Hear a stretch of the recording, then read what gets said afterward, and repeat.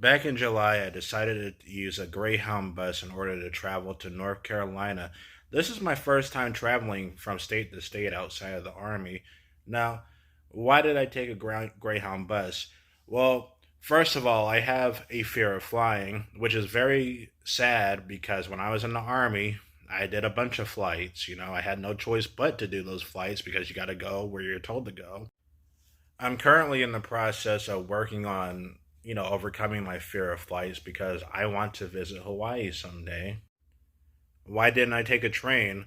Well, the nearest Amtrak station is about 2 hours from where I live. And yeah, I didn't feel like, making the drive down there. And for me, it's not a money issue when it comes to travel. I mean, after I got out of the army, yeah, I was worried about my finances, but now I'm pretty much covered by the VA, so I'm pretty much good now. I'm not trying to brag or anything. So I decided to take the Greyhound bus. Why? Because not only was it super cheap, but there's also a Greyhound bus station within my area. Oh my goodness. I can just use a bus travel to go home. And oh my goodness, it was the longest 2 days of my life.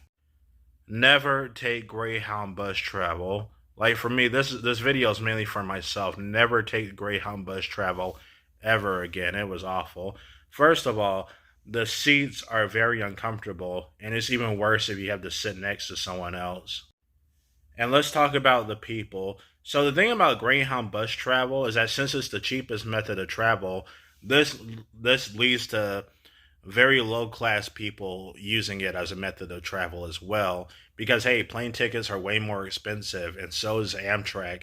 So it makes sense for poorer people or lower class people to take the Greyhound bus. Now, as someone who grew up in a poor environment and decided to leave that environment in order to be better in life, I was very disappointed to see the large proportion of black people that were still very ghetto and ignorant during my Greyhound bus travel. I overheard so many ghetto conversations like, oh, I'm going to fight this person, or this girl was with this man and cheated on me. Like, these people were so loud and obnoxious. They didn't direct any of their conversations or negativity towards me.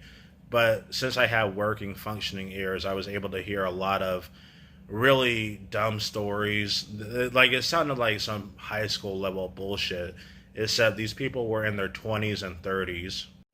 But there was also plenty of poor white people as well. Like there was this one white person who was like transgender, and some dude was causing trouble on the bus, and the bus ended up getting pulled over for about 30 minutes, and the police ended up getting called, and the trans person was like, oh, it's so messed up how the bus driver is being mean to this person. I'm going to leave with this person. And I was like, holy shit, there are actually adults like this. Now, I've seen videos of Karens getting escorted off of planes. I know that crazy people also take airplanes and train rides, I'm assuming, as well. But with Greyhound bus, oh my goodness, man, it just seemed like it was more proportionate because, again, Greyhound bus is a very cheap and affordable method. Practically anyone could take it. I was also kind of surprised by, well, overhearing people who don't even have like $10 on them. I feel like if you're a single adult, you're not in a relationship, you don't have kids, and you don't got child support, you should at least have $10,000 on you at all times. And I was overhearing people struggling to have even like $100 on them.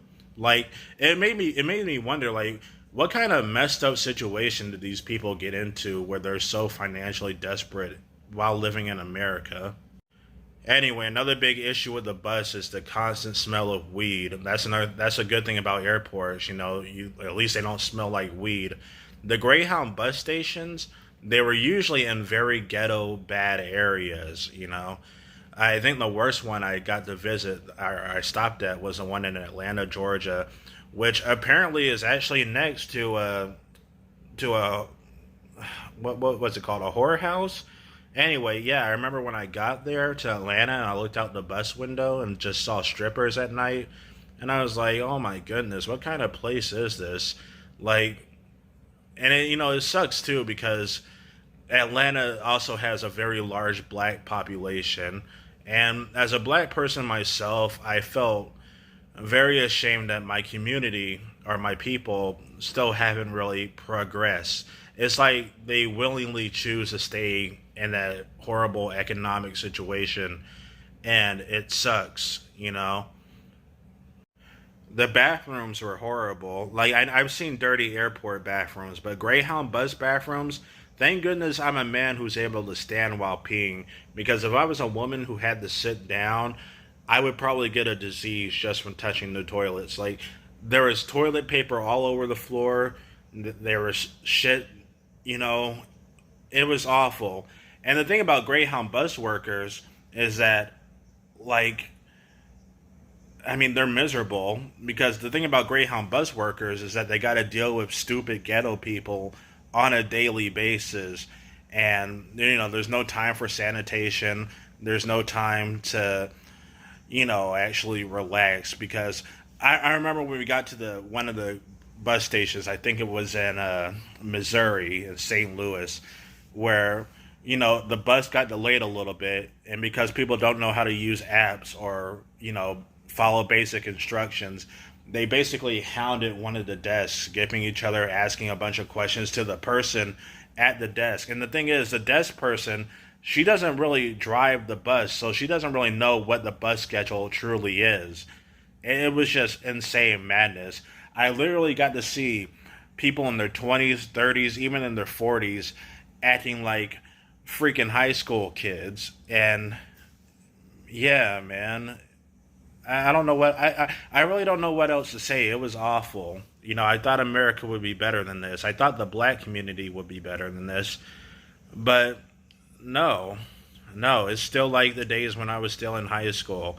And when I went to a mostly pro dominant black high school, and I wasn't bullied or anything like that, but I did witness a lot of ignorance, a lot of pointless fighting, a lot of gang speak, or a lot of people being like, "Oh, I'm gonna fight this nigga." Basically nigga moments from the Boondocks, where there's like a pointless moment that could have easily been avoided, but because ignorance takes over, it causes people to do stupid shit. I even heard that with the Atlanta Greyhound bus station, there's been multiple shootings and stuff, and the police don't do shit about it. And yeah, some Greyhound bus stations were actually more quiet, though. Still in bad neighborhoods, but more quiet, like the one in Raleigh and Charlotte, North Carolina. Those ones were surprisingly smaller. And again, it wasn't every single person, but it was a lot of people who were just really ghetto and ignorant. And yeah, sorry for rambling. Oh yeah, another thing about Greyhound buses is that a lot of convicts do use them when they get out of prison and whatnot. I literally had one person ask me if they could use my phone in order to call their what's it called, their their parole person or whatever, and I was like, oh no, sorry, bro, my phone's dead, battery ran out.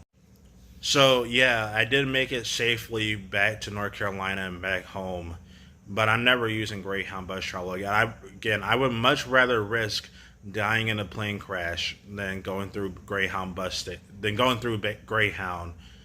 or next time I'm just taking a train or something like that. Anything but Greyhound, because my goodness, that was not worth it. Another thing I learned is just not to live in cities. Like cities are full of crazy people,